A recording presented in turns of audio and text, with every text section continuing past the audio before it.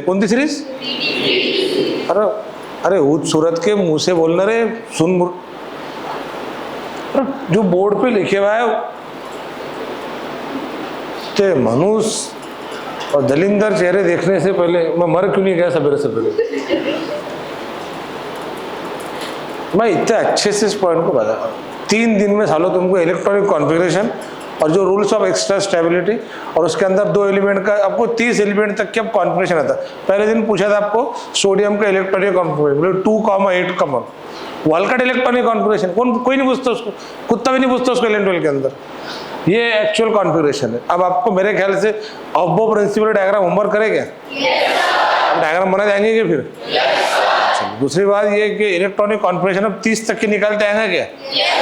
अब जब electronic configuration 30 तक के आप लिखेंगे तो क्रोमियम में ये मत लिखना, ये मत लिखना, ये लिखना। समझ में आ रहा है क्या? ये कॉपर में ये मत लिखना, ये लिखना। बाकी जो 28 एलिमेंट है वो अपन वैसे के वैसे ही 30 में से 2 एलिमेंट ऐसे, remaining 20 element as it is जो आपने लिखे थे।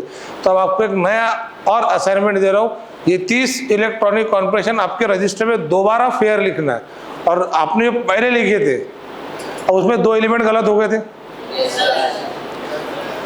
कौन से 2 एलिमेंट गलत हो गए थे और क्यों गलत हो गए थे? Due to rule of extra stability. कितनी कैपेसिटी रहती है? जितनी भी कैपेसिटी है उसके एग्जैक्टली आधे होना या तो पूरे होना, या अगर ऐसा करने का उसको मौका मिलता है तो वो अपने बाजू के ऑर्बिटल से एक इलेक्ट्रॉन लेके एक तो आधे कर लेगा या तो पूरे कर लेगा। डिपेंड ये करता है कि बाजू के ऑर्बिटल एक इलेक्ट्रॉन देना भी चाहिए। 4s ऑर्बिटल ज्यादा से ज्यादा 1 इलेक्ट्रॉन दे सकता, उसके पास 2 रहते वो 1 दे सकता। तो ऐसा सिर्फ 2 जगह पे पॉसिबल है, क्रोमियम में और कॉपर में। अरे समझ में आ रहा है कि? तो ये हो गया अपना दैट इज इलेक्ट्रॉनिक कॉन्फ़िगरेशन। अब यहाँ से ये टॉपिक मैं क्लोज कर रहा हूँ क्योंकि ये टॉपिक सिर्फ 15 मिनट का था, करके मैंने साजिद सर को फिजिक्स ज़्यादा लेने लगा। ये टॉपिक कल ही बता देना चाहिए था, बट एक्चुअल में कल टाइम हो गया था अपना। तो 2 चीज़ें अलग से स्पेशल मतलब हाईलाइट करके बताया।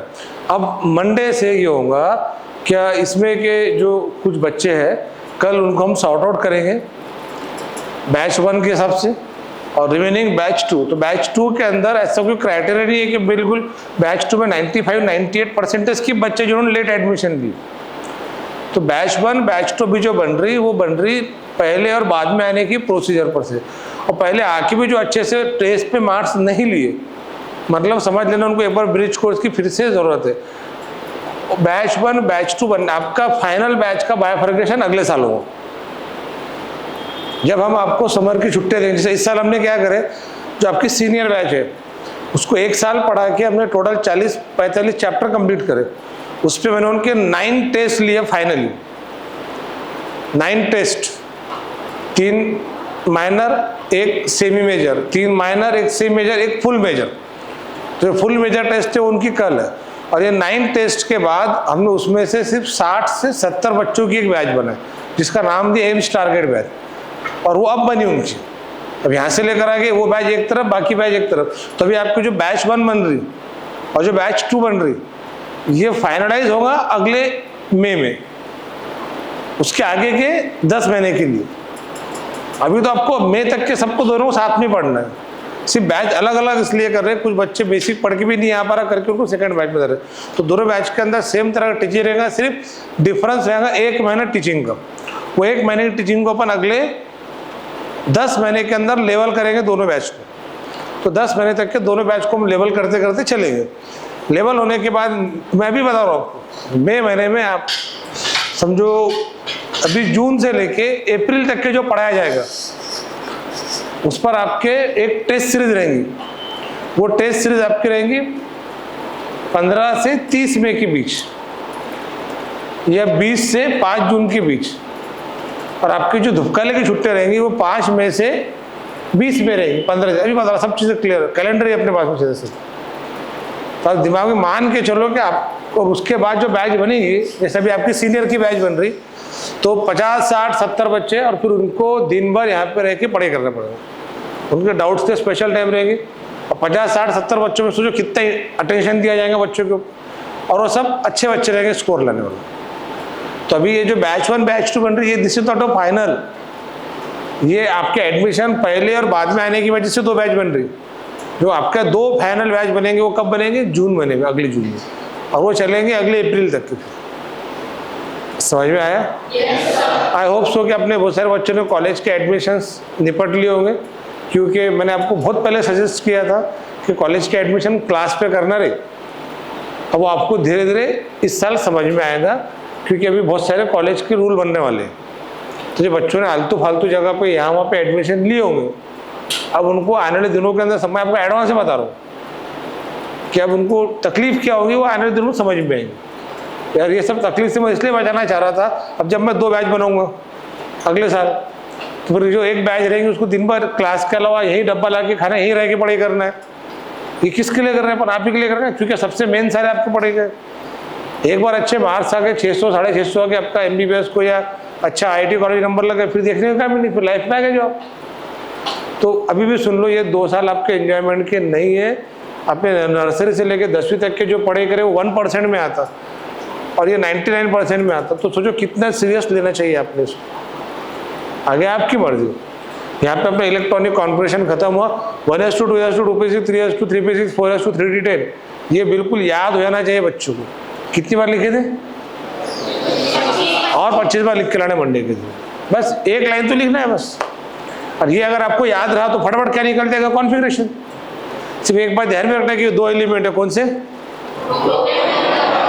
इतना टाइम लगता है बोलने। कौन से 2 एलिमेंट है? क्रोमियम। ये 2 एलिमेंट ऐसे जिनके अंदर आपको रूल ऑफ एक्स्ट्रा स्टेबिलिटी की वजह से इलेक्ट्रॉनिक कॉन्फ़िगरेशन चेंज होता है। बट इधर बोर्ड पे इधर फुटाने, इधर वो ऑरेंज टी शर्ट के बाजू में इधर धक्का दे रहा उसको। ऑरेंज टी शर्ट है तेरे को? ऑरेंज टी शर्ट, अरे बैल वो ब्लू है रे, वो ऑरेंज में पीछे रे। अरे ऑरेंज टी शर्ट तेरे बाजू में कौन बैठा? धक्का दे रहा उसको। पूछ उसको क्या नाम है तेरा, बता रहे तेरा उसको क्या नाम है? अरे बता ना, अब तू मुझे बता रहा क्या नाम है उसका? अब बैठ जाइए, अब खड़ा रहे तो शांतनु। बेटा आप क्लास में बैठ के नीचे भी देखते, इधर देखो ना, मेरे तरफ शर्म आती है तो देखने को। हाँ वर पाए थे इकडे है कि नहीं? अरे आओ ना, हाँ बढ़ नीचे।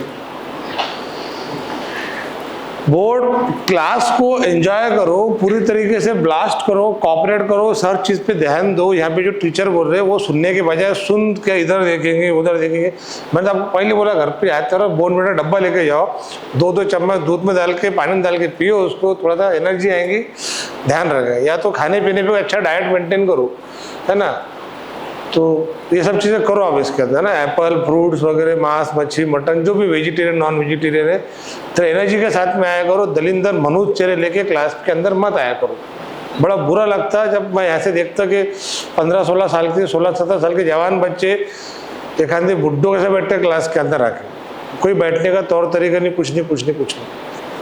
थोड़ा एनर्जी करो, क्लास करिए। तो फिर एक बार और होमवर्क करना है, ये 25 बार लिखना है। और मंडे के दिन आपको हम शायद एक ही टाइम बुलाएंगे, लिस्ट पढ़ेंगे क्लास के अंदर, उनको एक हॉल में बिठाएंगे, दूसरे बच्चों दूसरे हॉल में बिठाएंगे। 2 बैचेस मंडे दिन की जाएंगे। अरे समझ में आया? चलो ठीक, ये लिख लो बोर्ड पर।